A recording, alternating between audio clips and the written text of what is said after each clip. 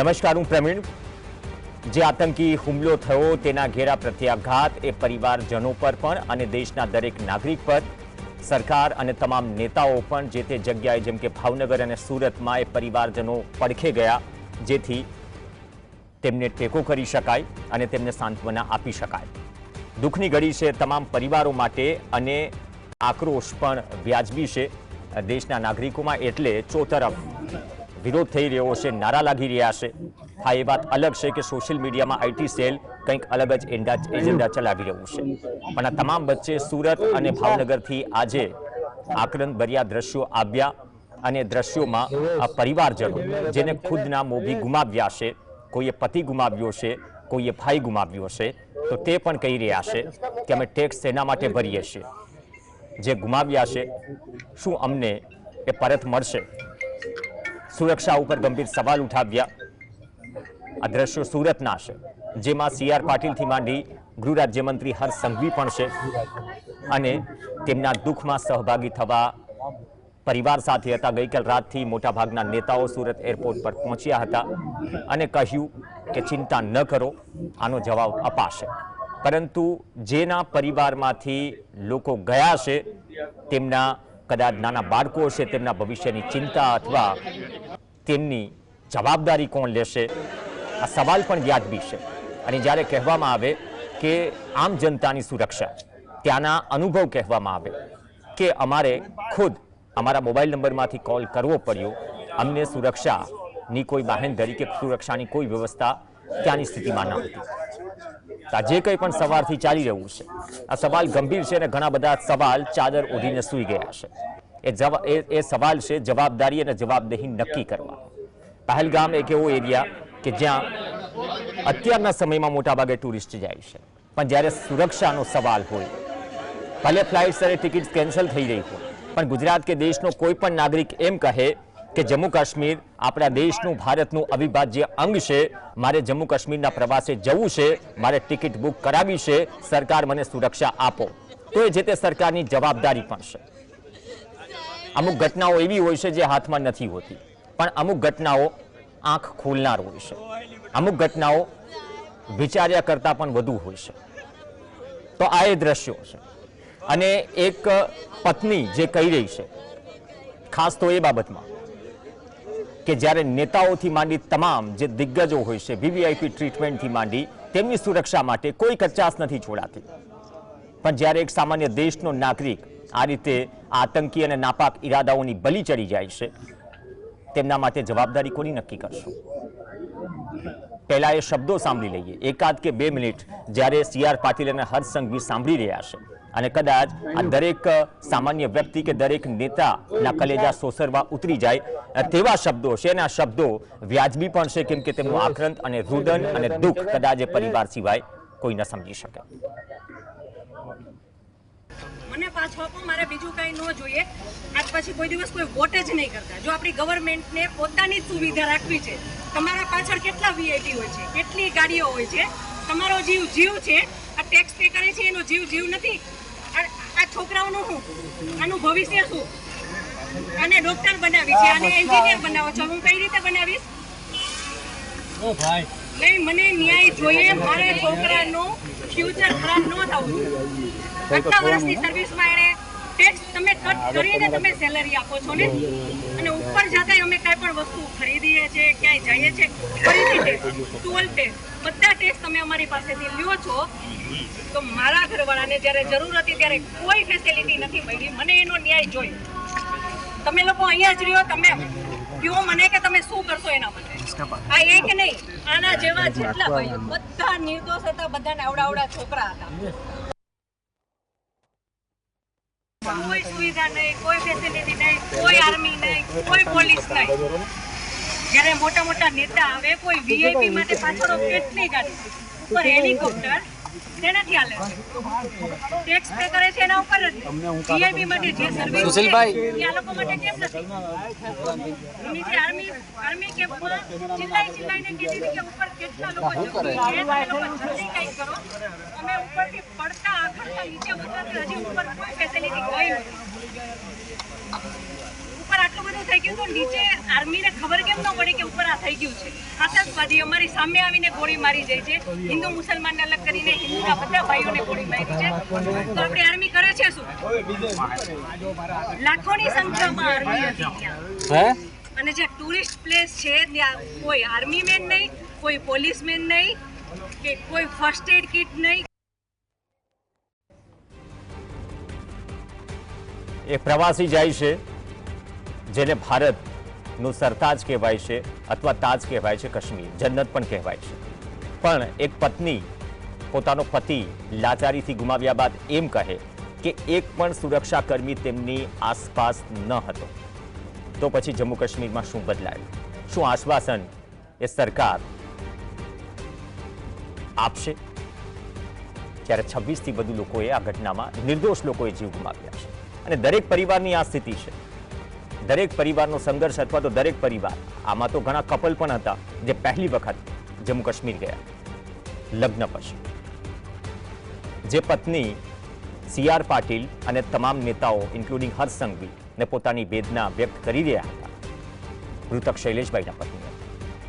અમારા સહયોગી સાહિલ જગતાપે પ્રયત્ન કર્યો કે તેમની સાથે વાત કરે, તો આજે બધી જ પ્રક્રિયાઓ પૂર્ણ થઈ, વિધિ પૂર્ણ થઈ, તે બાદ તેમને શું કહ્યું તે પણ સાંભળ્યું.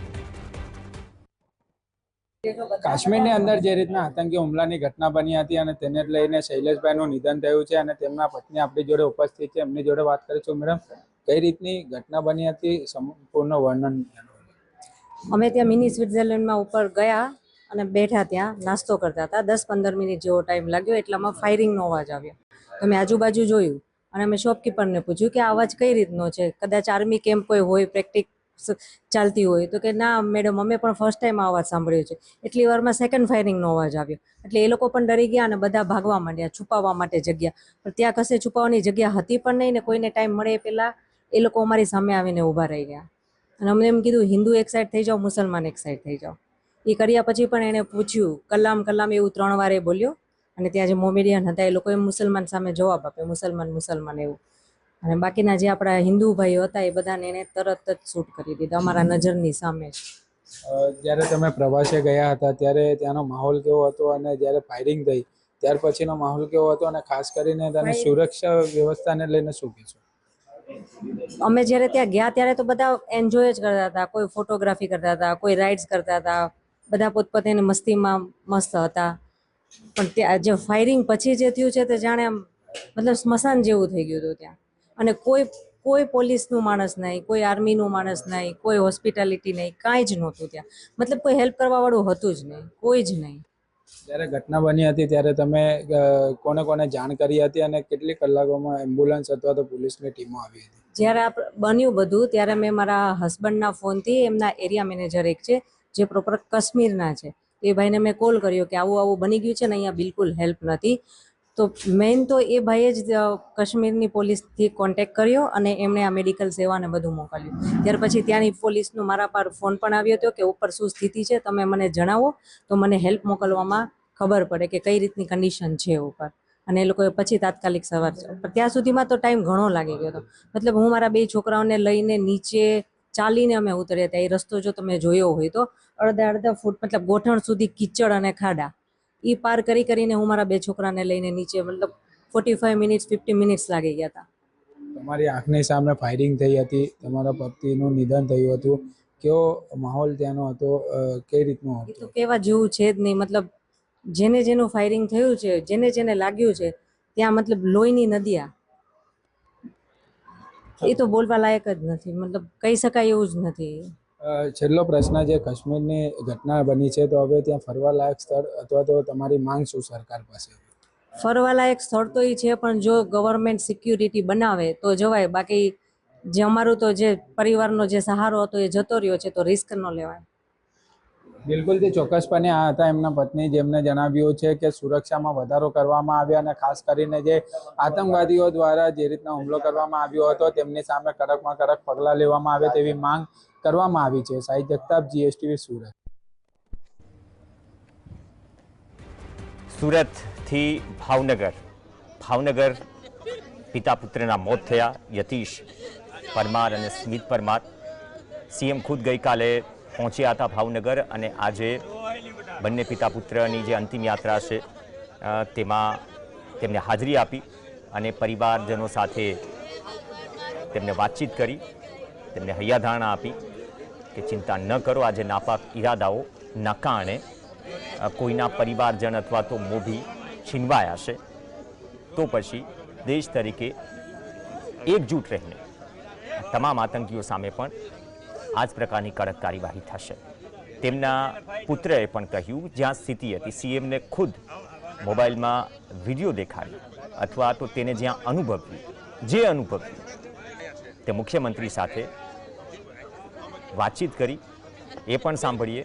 કેમ કે 19 લોકો ભાવનગરથી ગયા હતા જમ્મુ કાશ્મીર, તેમાં 2 લોકો મોડી રાત સુધી જે દિવસે હુમલો થયો સંપર્ક વિહોણા હતા અને મોડી રાતથી સવાર સુધીમાં જ્યારે સમાચાર આવ્યા, સ્થાનિક પ્રશાસનને સમાચાર મળ્યા કે બંને વ્યક્તિ એટલે કે પિતા પુત્ર યતીશભાઈ અને સ્મિત પરમાર બંને કમનસીબે મોતને ભેટ્યા છે.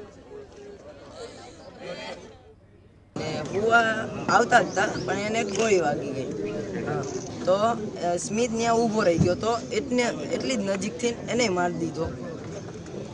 હાવ નજીકથી આવીને મારી નાખ્યો ને હું થોડોક 10 ફૂટ દૂર હતો. નહીં, મારી સામું જોયું પણ હું દિવાલની અંદર હંતાઈ ગયો. ને સર કેટલા 300-400 જણા હતા ને એક આર્મીની સિક્યોરિટી નહોતી, એક આર્મી નહોતી. જે સ્થળ ઉપર હોવું જોઈએ સ્થળ ઉપર હતા, લોકલ પોલીસ સ્મિતને મેન ગેટ છે ને, મેન ગેટ ત્યાં હું એને ધડીને લઈ આવ્યો સેફ રાખો.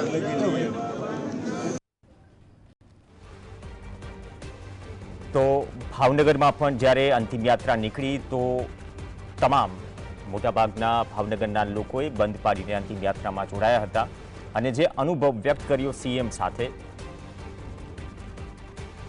યતીશભાઈના પુત્રએ, તેવી જ સ્થિતિ સુરતના કિસ્સામાં પણ હતી ને ઓવરઓલ આ ઘટનામાં પણ હતી. જ્યારે શૈલેષભાઈના પત્નીએ કહ્યું કે અમારી સુરક્ષા માટે કોઈ ન હતું, અમે લાચાર હતા.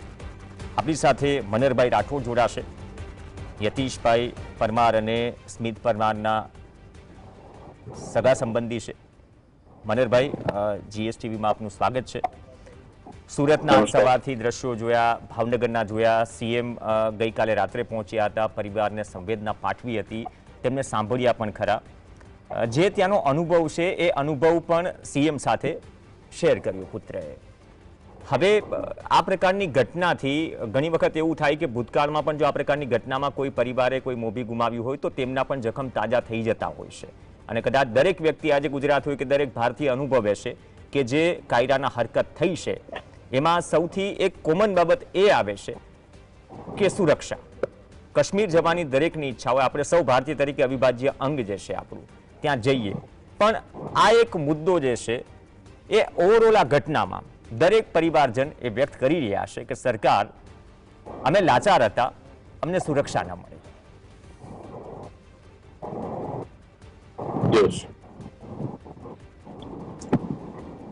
આ બાબતમાં મારું સ્પષ્ટ કહેવાનું છે કે આ ઘટના ખરેખર વખોડી કાઢવા લાયક છે અને જમ્મુ કાશ્મીરની અંદર પહેલગામની અંદર જે આ ઘટના બની છે અને અમારા ભાવનગરના આ 2 વ્યક્તિઓ છે એમની જે નિર્મમ હત્યા થઈ છે એ ખરેખર અમારો ભાવનગર આખો સમાજ છે એ આ બાબતમાં સ્તબ્ધ છે. અને આ બાબતમાં અમે દેશના વડાપ્રધાન નરેન્દ્રભાઈ મોદી સાહેબને ખાસ આપના માધ્યમથી એવું જણાવવા માંગીએ છીએ કે આ જે ઘટના બની છે એના ઉપર માત્ર શોક વ્યક્ત કરીને આપણે ન અટકીએ, પરંતુ એનો જડબાતોડ જવાબ આપીએ. કારણ કે જ્યારે આ લોકોને ગોળીથી મારવામાં આવ્યા ત્યારે એમને હિન્દુ મુસ્લિમ એવું પૂછવામાં આવેલું, એમના કપડાં કાઢવામાં આવેલા. આ બધી જે ઘટના છે એ બતાવે છે કે ક્યાંક સુરક્ષાની અંદર આપણે ચૂક છે એ ત્યાં અનુભવી છે. બધી જગ્યાએ જમ્મુ કાશ્મીરની અંદર ઠેર ઠેર આર્મીના જવાનો ઉપલબ્ધ હોય છે, પરંતુ આ જે વિસ્તાર છે ત્યાં આર્મીના જવાનો ઉપલબ્ધ નહોતા.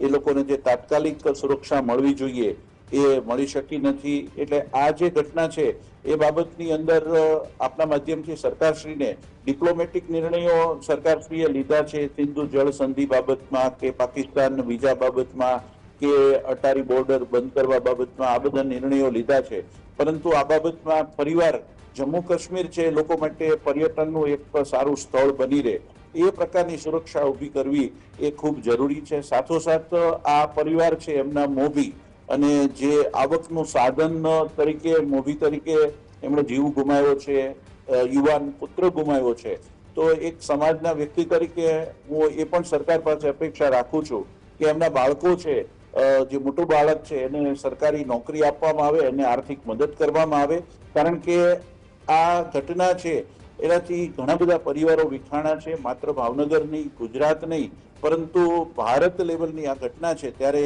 આ બાબતમાં સરકારશ્રી દ્વારા યોગ્ય પગલાઓ લેવામાં આવે એવી આપના માધ્યમથી હું સરકારશ્રીને વિનંતી કરું. સાથોસાથ એવું પણ કહીશ કે સ્થાનિક ગુજરાતના મુખ્યમંત્રી, ગૃહમંત્રી અને સ્થાનિક અમારા જે જીતુભાઈ છે, વાઘાણી છે, સેજલબેન છે, આ બધા સતત 2 દિવસથી અમારી પડખે હતા. ભાવનગરના મેયરથી માંડીને તમામ લોકો સતત અમારા સાથે સંપર્કમાં હતા. ત્યાંથી ડેડ બોડી લાવવા સુધી એ લોકોએ સતત કલેક્ટરથી માંડીને તમામ લોકોએ ખૂબ સહકાર આપ્યો છે, તો એમનો હું આભાર વ્યક્ત કરું છું. પરંતુ અમારા પરિવારના 2 વ્યક્તિઓ ગુમાવ્યા છે એ ખોટ કદી પણ પૂરી કરી શકાય એમ નથી. આથી આ બાબતની અંદર જમ્મુ કાશ્મીર ફરી પાછું ફરવાલાયક બને અને ત્યાં સુરક્ષાની અંદર જે ચૂક રહી હોય એ બાબતમાં યોગ્ય કાળજી સરકારશ્રી દ્વારા તુરંત લેવામાં આવે. અને હિન્દુ સમાજ છે એમણે પણ આ બાબતમાં જાગૃત બનવાની જરૂર છે કે આવી ઘટનાઓ જ્યારે બને ત્યારે હિન્દુ સમાજ છે એને કોઈ નબળો સમાજ માનતો હોય તો એ માનવાની જરૂર નથી, અને ભારતે સંગઠિત થઈ અને આવા પ્રકારના હુમલાઓ છે એની સામે પડકારથી ઊભું રહેવું પડશે. કોઈ આપણી સામે આંખ બતાવે તો આપણે આંખ કાઢી નાખવાની પણ તાકાત છે એ ઊભી કરવી પડશે, આવું સ્પષ્ટ છે. અને જ્યારે નરેન્દ્રભાઈ મોદીનું નેતૃત્વ છે ત્યારે ભારત છે એની સામે સુરક્ષાના સવાલો છે એ બને એ બાબતમાં ખૂબ ચિંતાજનક બાબત છે. આ બાબતમાં તમામ લેવલે જે કંઈ ચૂક રહી હોય એ બાબતમાં યોગ્ય કરવામાં આવે એવી મારી ખાસ આપના માધ્યમથી રિક્વેસ્ટ છે.